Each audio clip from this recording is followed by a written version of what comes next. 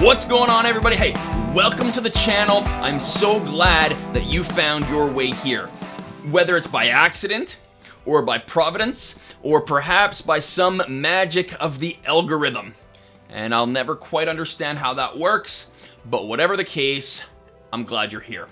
My name is Greg Cruikshank, and I'm not your mother or father's HR. And what I mean by that is, whatever your conception of HR is, if you think about HR as being traditionally the personnel department or highly administrative, etc., that's probably not the totality of the modern application or function of the HR field, and that's certainly not who I am.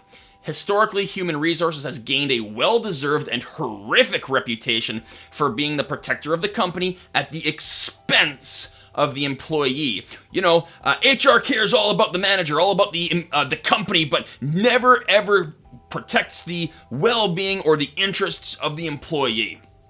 You might call us the fun police, you might call us the policy police, or some other derogative, and unfortunately, this reputation has been reinforced in real life, perhaps in your real life experience, and certainly on movies and TVs, and it's a well-deserved but a horrific reputation.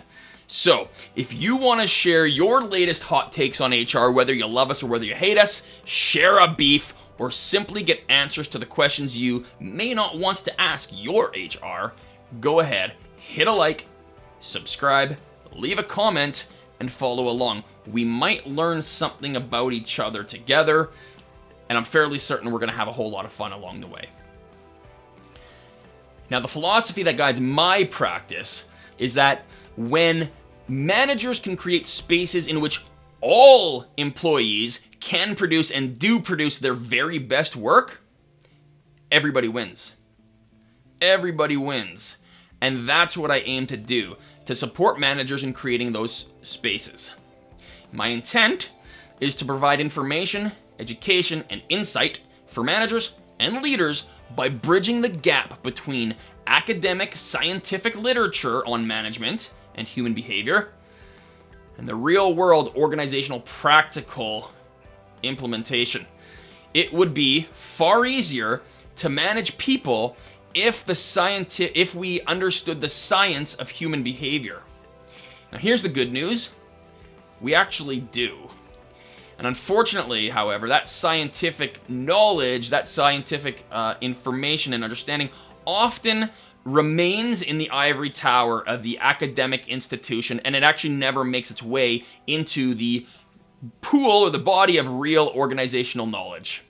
Business schools who teach at the undergraduate as well as the graduate level, unfortunately still often teach outdated and falsified methodologies and theory pertaining to human behavior.